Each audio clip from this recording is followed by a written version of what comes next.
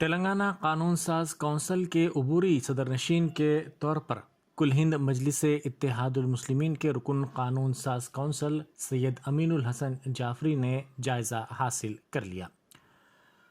उनको मुकर्रर करने के लिए गुज़िश्ता रोज़ अहकामात जारी किए गए थे और आज उन्होंने इस अहम ओहदे की ज़िम्मेदारी संभाल ली।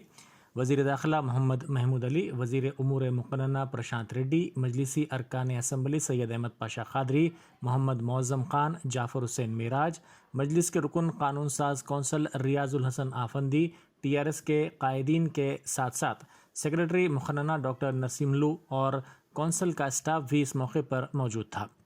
पहली मरतबा सैयद अमीनुल हसन जाफरी को प्रोटोकॉल में कौंसल लाया गया। तमाम ने नई जिम्मेदारी पर उनको मुबारकबाद पेश की। वाज़ेह है कि गुज़िश्ता 7 माह के दौरान कौंसल का कोई भी मुकम्मल वक्ती सदरनशीन नहीं रहा। गुज़िश्ता साल जून में सदरनशीन जी सुखेंदर रेड्डी की सिबकदोशी के बाद से ये ओहदा खाली था। बादशाह भूपाल रेड्डी अबूरी सदरनशीन बनाए गए थे, वो भी 4 जनवरी को सिबकदोश हो गए। नए मुस्तक़िल सदरनशीन के इंतखाब तक सैयद अमीनुल हसन जाफरी बहैसियत अबूरी सदरनशीन कानून साज कौंसिल अपनी खिदमात जारी रखेंगे।